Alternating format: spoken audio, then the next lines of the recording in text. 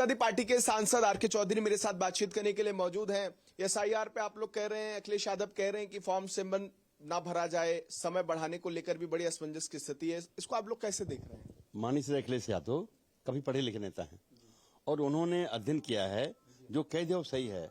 BJP धांधली करती आई है, इस मामले में धांधली करना चाहती है। हम लोग इसका विरोध करेंगे।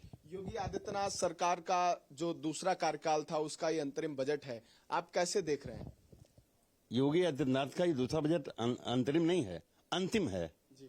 और इसलिए जो भी कहते हैं वो तो उसको तो होता, हम लोग कम संख्या में मजबूरी है, लेकिन निश्चित तौर पे हम लोग जितना हो सकेगा विरोध करेंगे। अभी एक मूवी आई थी घूसखोर पंडित, उसमें मायावती जी जो है वो ब्राह्मणों के साथ खड़ी नजर आई, आप कैसे देख रहे हैं? और ब्राह्मण समाज बड़ा तारीफ कर रहा है मायावती जी। अब जिसने लिख दिया उसका इशारा कहीं किसी बिरादरी पे नहीं है। जी।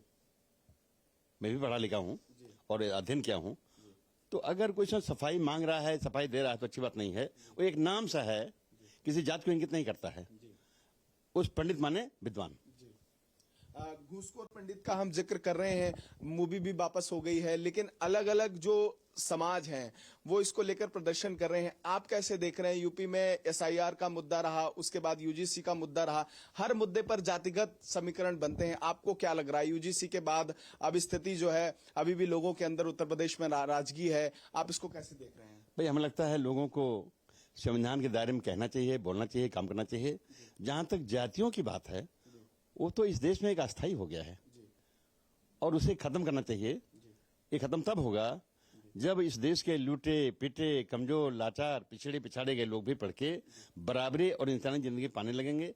अगड़े भी आगे बढ़ें, लेकिन पिछड़े भी आगे बढ़ें, दलित भी आगे बढ़ें, ना कोई अगड़ा ना कोई पिछड़ा, सब बराबर हो जाए, तब देश मजबूत होगा। आखिरी सवाल है, अकबरुद्दीन ओवैसी जो ओबीसी के भाई हैं, उन्होंने कहा योगी जी संभलिए, हम उत्तर प्रदेश आ रहे हैं। आप कैसे देख रहे हैं? विपक्ष में वो नहीं रहते हैं, वो अलग चलते हैं, तो कितना फायदा कितना नुकसान समाजवादी पार्टी? अब हो सकता है उन्होंने समाजवादी पार्टी के लिए कहा हो, क्योंकि हमें पूरा भरोसा है कि अगली बार जब चुनाव होगा विधानसभा का, तो उसमें सरकार बीजेपी की नहीं बनेगी, योगी नहीं आएंगे, बल्कि माननीय श्री अखिलेश यादव आएंगे और बहुमत सरकार बनाने हम लोग आएंगे। और आने वाले दिनों में जब हमारी सरकार बन जाएगी तो हम खुद व्यक्तिगत तौर पर कोशिश कर रहे हैं, निजी तौर पर कोशिश कर रहे हैं कि पूरे देश के तमाम प्रदेशों में प्रोग्राम लगा के, और फिर जब सत्ता में हमारी पार्टी आ जाएगी तो माननीय श्री अखिलेश यादव का जो क्लेवर है उसका इतना इस्तेमाल करेंगे कि हमारी समाजवादी पार्टी पूरे देश में खड़ी हो जाए। बहुत शुक्रिया हमसे बातचीत करने के लिए। समाजवादी पार्टी के सांसद आर के चौधरी हमसे बातचीत करते हैं। दीपक मंडल के साथ केशव मिश्रा, हिंदी खबर, दिल्ली।